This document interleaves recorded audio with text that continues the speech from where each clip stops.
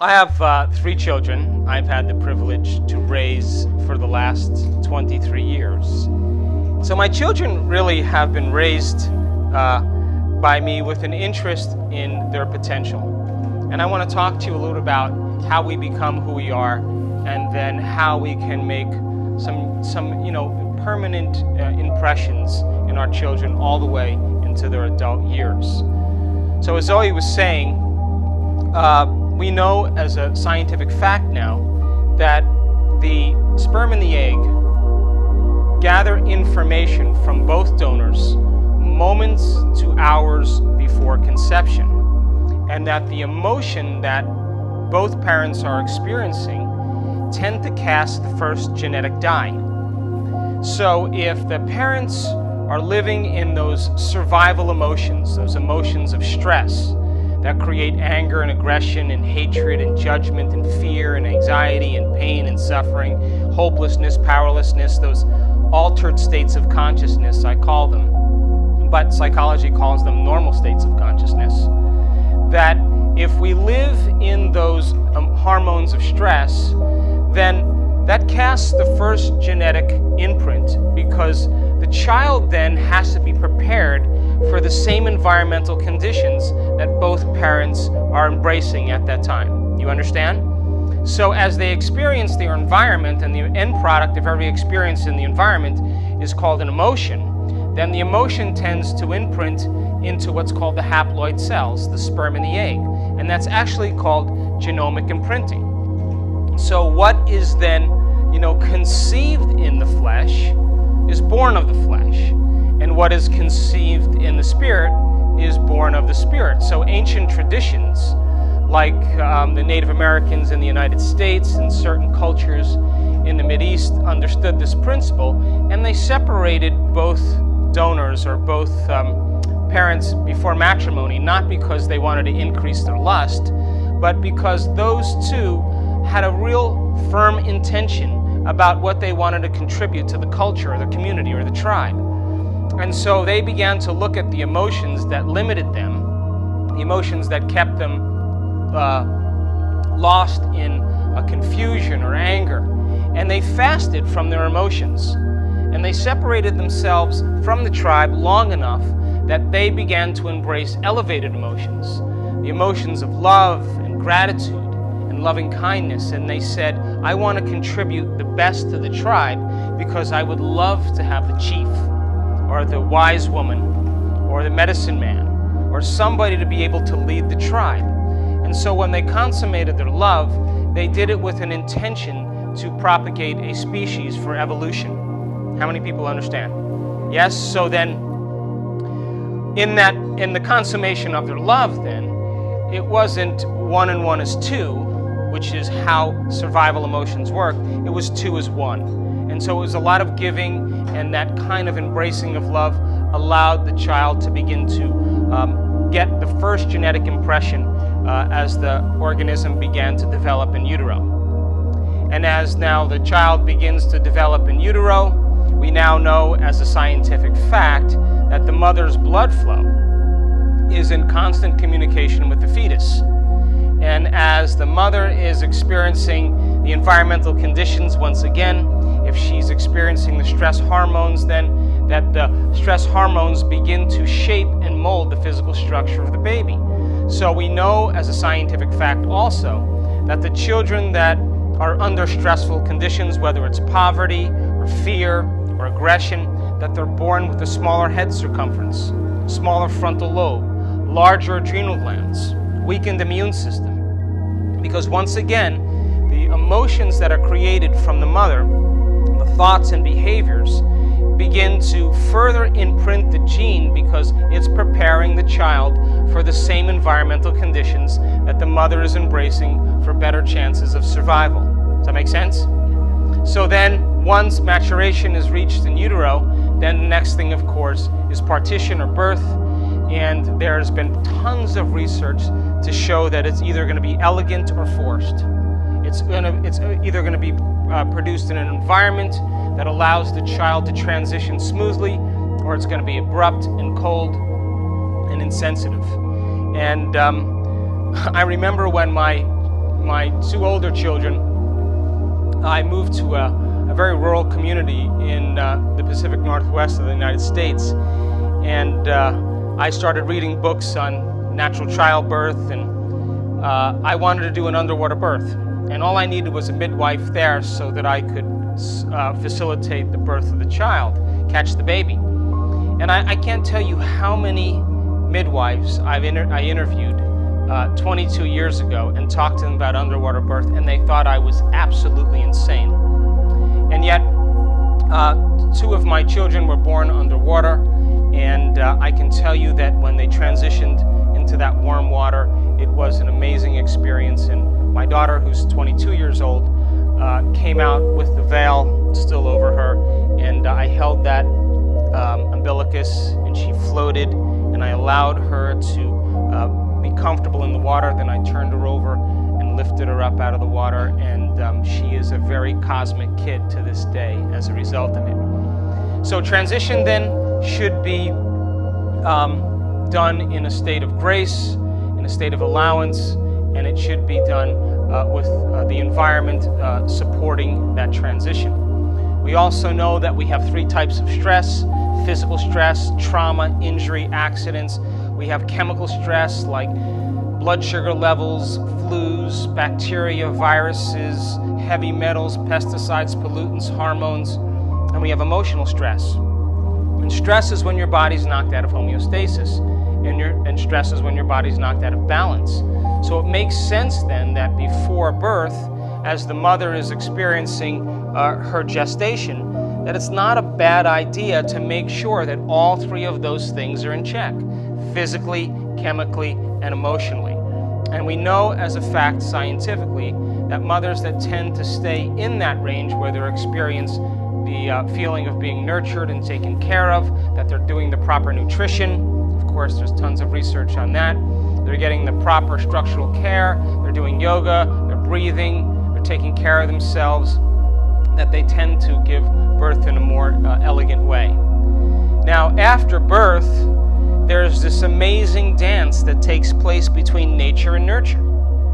And we know also, as the child is reared and the child is born, that they have certain genetic propensities because they inherit both the physical characteristics of both parents as well as the emotional propensities and tendencies. And isn't it ironic then that they're raised by the same parents with the same emotional propensities, and that reinforces them in their environment? How many people understand? So, children's brainwave patterns tend to be very unique because for the first 6 years of their life, their brainwave patterns are so slow that they're functioning in their subconscious mind. And children actually learn through their subconscious mind because everything you tell them for the first 6 or 7 years of life, they accept as true because they have no analytical facilities to be able to process what you're telling them. As a matter of fact, all of their awareness is on their internal environment, and they notice changes in how they feel inside of them. And when they feel differently inside of them, it perks their brain up and they pay attention to whoever or whatever caused it. And that event in and of itself creates a memory, and the repetition of exposures over time begins to create what we call habits or behaviors. You got it? So then your children have a type of neurons that I've always been fascinated with, and they're called mirror neurons. Now, you know what mirror neurons are? They're empathy neurons. And empathy neurons means they're going to model what you do more than what you say. So you ever notice that when you're feeding your kid, you put the spoon in the porridge and then you go? You're doing that unconsciously because you want them to model your behavior. And when a lioness is training her cubs on how to hunt, she doesn't say, okay, you two go that way and you go around that way and I'm going to attack right here. She says, watch what I do. And because of that, mirror neurons then begin to install the neurological hardware, because as your children observe what you're doing, they're turning on the same circuits in their brain as if they were actually doing it. And that begins to prime the brain and begin to create what's called neural Darwinism, which means you begin to prune away the circuits to begin to shape and mold behaviors. And that's the beginning stages of plasticity. How many people are still with me? Yes? So then right around the ages of 6 and 12, brainwave patterns pick up and they move into what's called alpha brainwave patterns. Now, alpha patterns tend to be, according to the research, where children believe in the imaginary world more than they believe in the outer world. In other words, the inner world is more real than the outer world. And you can tell your child to act like a rabbit or act like a princess at 9 in the morning, and it's 7 in the evening, and they're still acting like a rabbit and they're still a princess. Yes? Because the inner world of imagination, because of brainwave patterns, is where the brain begins to interact in the cognitive way to begin to interface with the external world. And Rudolf Steiner's work, Steiner, who created the Waldorf schools, he was very interested in elongating the alpha time. And my children all of them went to Waldorf schools because I wanted them to stay in alpha for as long as they could. Now, my 2 sons, they pretty much left alpha right around 8 or 9 years old. My daughter stayed in alpha till I think she was 19, And because in alpha, you're able to begin to interface between the real world and the imaginary world. Now, right around this time, as your brainwave patterns begin to pick up and the child is beginning to interpret the laws of the environment, he or she is interacting with the external world and they're beginning to skin their knee or put their finger in the light socket and they notice pain inside of them and it wakes them up and they look to see through their senses what caused that experience, and the senses begin to write the script neurologically in their brain. And so after a series of exposures, the child cries out, it's uncomfortable and gets fed and learns to associate crying out with being fed. And so every time she or he is hungry, she cries out and gets fed. And we begin to then develop these positive and negative identifications and associations that give rise to habits and behaviors. But right around this age of around 10 or so, 7 to 10, the analytical mind begins to form. And as the analytical mind begins to form in the child, they begin to interpret the laws of the environment. And all of a sudden, their father isn't as cool as they thought he was. They're having questions about Santa Claus. And I was saying this this weekend at the event that we did. My 23-year-old is a engineer. He's getting his master's in engineering. He's very mathematical. And he approached me at around 9 years old, and he said, "Listen, I got to talk to you." He said, "I've been doing the math, and I know there's 6.2 billion people on the planet." This is when he was, 9 years old. And I know not all of them are into, Jesus and Santa Claus. I know that. And I know that, I'm estimating that there's about 1 billion kids on the planet. And I'm wondering really if Santa can get to all the houses, because I figured out the time and there's no way he can do it. So I said, "Yeah, but did you think about that certain families have more than one child?" So he said, "What's the average, children in a household?" I said, "Are you talking about in the United States or in the world?" He said, "In the world." I said, "Well, probably about 3. All right. So then disappeared in his room, came back out about 30 minutes later, and he said, "The math isn't, there's no way that Santa can go to all these homes and deliver all these gifts. I'm figuring 10 minutes, 5 minutes at each home." And he just went through this whole, litany of how it was impossible. So then I said, "Yeah, but did you think about that the earth rotates?" He said, "What do you mean?" I said, "Well, I took a flashlight and then I took a ball and I said, you see, the flashlight's the sun. And the ball is like the earth, and if you rotate the earth, the backside of that is called night, because night is just shade." And I said, "So if Santa's going in the direction of the spinning of the earth, he's going to have more time." And he gave me this 1-minute stare. And then he said, "How fast does the earth rotate?" I said, 26,000 miles an hour. He said, "There is no Santa Claus, Daddy." And I said, "You're right, there's no Santa Claus, but don't tell your brother or sister." So they begin to interpret the laws of the environment because their analytical mind begins to form. The critical facilities begin to develop. And the critical mind, or the analytical mind, begins to separate the conscious mind from the subconscious mind. Now, the subconscious mind is made up of all those positive, negative identifications and associations that give rise to habits and behaviors. And that's 95% of who we are by the time we're adults. Now, the conscious mind is 5% of the total mind, and it's made up of things like logic and reasoning, which gives rise to our will and our creative abilities. So when that analytical mind begins to close off and it separates the conscious mind from the subconscious mind, there's been enough research in scientific journals to say, well, after the age of 7 or 10, pretty much the ability for your child to learn languages or develop what we call plastic changes tends to slow down, because now they have to get beyond that particular analytical mind. Now, as we begin to grow up, and we begin to interact with the environment, and we begin to respond to tough conditions in our life, the brainwave patterns move into what's called beta brainwave patterns. And beta brainwave patterns are what you're listening to me right now with. Beta is when the outer world is more real than the inner world. And in beta, you're more concerned with being able to pay attention with what's going on in your external environment. And the job of the brain is to create coherence between the outer world and the inner world. And as you begin to create meaning between the outer world and the inner world, the brain further shapes and develops as a result of that interaction. And we could say then that the personality really is the result of how you think, how you act, and how you feel. And so I always tell my children that your personality creates your personal reality. And if you want to change something in your life, then on a fundamental level, you have to look at the thoughts you're thinking to see if they're serving you.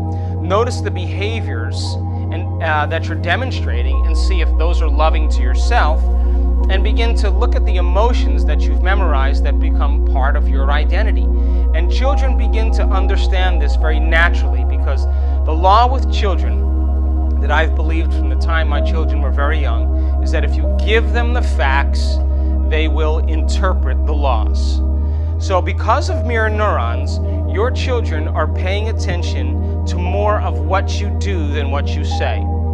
So you can't say to your kids, clean your room, and have a messy room. You understand? Because they're gonna look at your room subconsciously, automatically.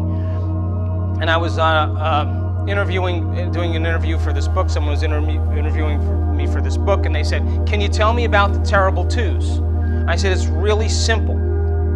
What do you do the first year of your child's life? Oh, look how cute he is. Look how cute she is. Look. Oh, and then all of a sudden at 1 year old, what happens? They stand up, right? And they stand up and their brain is so neuroplastic, and they go, wow, look at this vase. I wonder how it's made. Oh, it holds water. And then the child begins to interact with the environment out of curiosity, pulling things, breaking things, and then what do? No! You do that for a whole year, and then you say at 2 years old, put your shoes on, and what's the child say? No! That's mirror neurons. It's only mirroring behavior.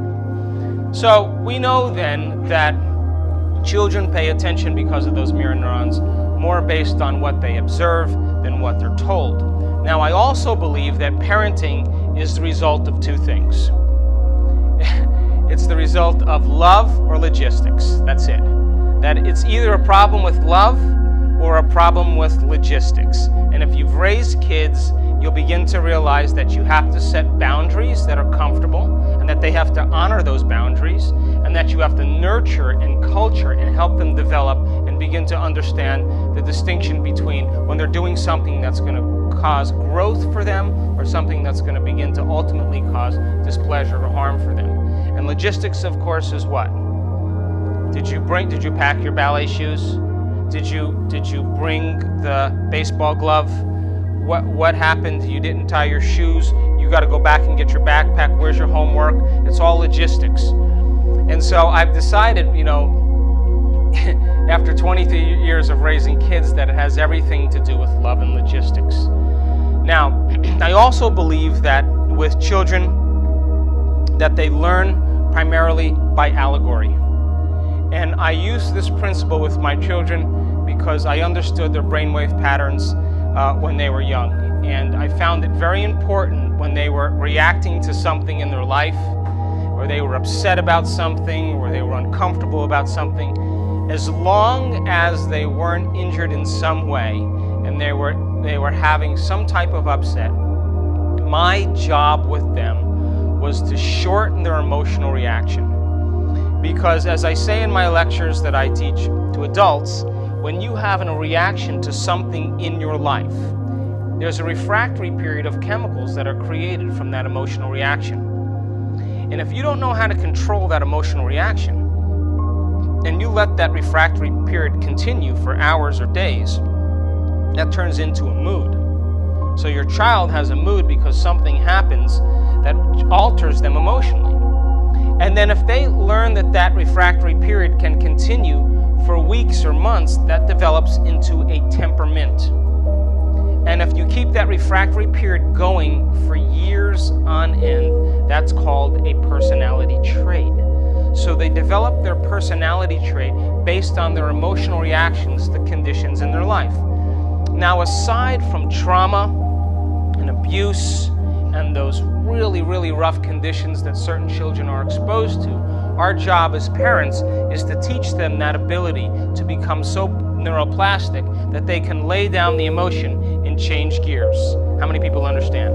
And you do them a great service if you give them the ability to be able to let go of the emotion. Now, as a result of that, I have another law which says never, ever, ever try to reason with your kid when they're emotional. Do you want to be reasoned with when you're emotional, or do you want to be left alone? So you would rather be left alone until the chemicals wear off. And by the way, I tell my children, and this is a fact also scientifically, that those stress hormones, the chemicals that are created from an emotional reaction, 30 different chemicals, they last 90 seconds to 2 minutes. That's it. Anything after that, I tell my children, you're faking it.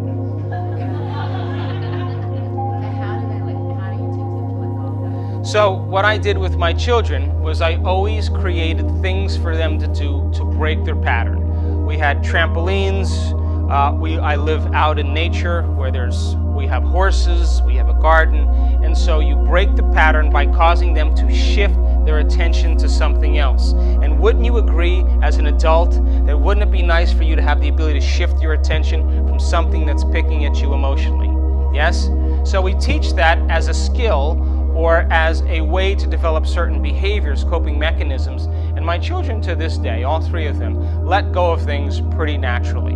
Well, all right.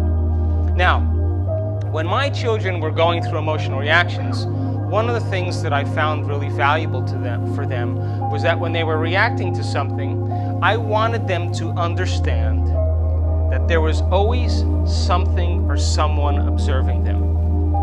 And that when you begin to see a child move out of balance, and as long as they're not physically hurt in any way, if you were to just stop what you were doing and turn around and look at them and just observe them, they will notice that you're observing them and they will become conscious of what they're doing. Would you agree? Now, I never ever interacted with them when they were having that emotional reaction. Of course, as long as they weren't injured in any way, I allowed them to run the course of that emotion. But the biggest point that I want to make is that I would wait till the evening. And I would climb in bed with them. And then I would talk about myself. I would say, look, I'm working on this thing. Whatever it is, whether it was anger or whatever the emotion was. And I'd start really opening up to my children as if I was talking to an analyst. That honest. And what do you think my children would do all the time? They would say, God, I got so mad at Paris today. And then I'd say, I know, I saw you. And then the only important thing that I wanted them to understand is that when they reacted, they'd start telling me the story and I'd say, you know what? I really don't care. What I care about is if it happened again, how would you do it differently? And then we'd lay in bed. Now listen, there's 2 times the door to the subconscious mind opens up. When you wake up in the morning, your brain chemistry changes, and you go from delta to theta to alpha to beta, to conscious awareness. Melatonin turns into serotonin, and those neurotransmitters get you up and going. When you go to bed at night, you go from what? Beta to alpha to theta to delta. So you're going down, and the door is already open. Exactly. So I would wait for my children to get in bed with them. I tell them about myself. We talk about their day. And then I say, listen, I just tell me if the same thing happened tomorrow. I just want to know how you would do it differently. And they'd say, oh, well, I do this and I do that. And I'd say, really? If you did that, it would lead to this. Are you aware that that's what would happen? They'd say, oh, I didn't think about that. And so I would help them create a new strategy or a new plan to cope with the same experience. And because the research in neuroscience shows that you can actually install the neurological hardware ahead of the actual experience by mentally rehearsing what you're going to do, your brain begins to change to look like the event has happened. You understand? So there's enough research to show that you can prime the brain and wake the circuits up, and the brain doesn't know the difference between the actual experience in external reality and what you rehearse in your internal reality. So I would ask them, after we got the model complete and really sound, I would ask them to repeat the model to me over and over again until they got it exactly the way they thought they could demonstrate it. And in fact, they were priming their brain and conditioning their body emotionally to begin to become prepared for that experience when it happened. So then, before they went to sleep, I would tell them a story. And I would say, there are these kids, they lived in this magical land, and there were castles and dragons and unicorns and, whatever else. And take them through this whole experience by allegory. And because of children's brainwave patterns in alpha, they have no problems imagining the allegory. And what I was doing is, by association, I was asking them to put themselves into the story. And I would describe the children to look just like them, and I'd tell them all these conditions that they had to overcome and all the magic that was in their life. And then there would be the poignant moment where they had to make a different decision. And I would almost repeat exactly what I told them when we were talking about creating the model. And at the end of the story, they would turn and look at me. I can't tell you how many times they did this. And they say, was that me? And I'd say, I don't know, was it? And they'd go. And then they'd fall asleep. Now that is a nice thought for them to end with. And then I would say to them, and I still do this, and they're all, older kids now. And when they have, issues in their life, and I'd say, I'd help them create the model, and for weeks on end, I'd say, so tell me what would happen. What would you do if it happened? And I would ask them, well, so what would happen? What would you do if it happened? And I would, over and over again. Finally, my kids would say, my God, I can't wait for this experience to happen, so you'd leave me alone. Now I know they're ready. How many people understand? So we can begin to install the neurological hardware ahead of the actual experience so that they have circuits in place to use when that situation comes up. And that's called evolution, because new thoughts lead to new choices lead to new behaviors, and new behaviors lead to new experiences, and new experiences lead to new emotions, and new emotions are new information from the environment that begins to alter their genes epigenetically. And then those emotions drive their thoughts, and you begin to develop self-esteem and self-confidence and efficacy and everything that goes along with it. Now, I wrote an article for a magazine a little ways back on computers and computer gaming. And the article was called Kidnapped by Technology. Now, I think that there has to be a delicate and very, very intimate balance between your environment in nature and your interaction with technology.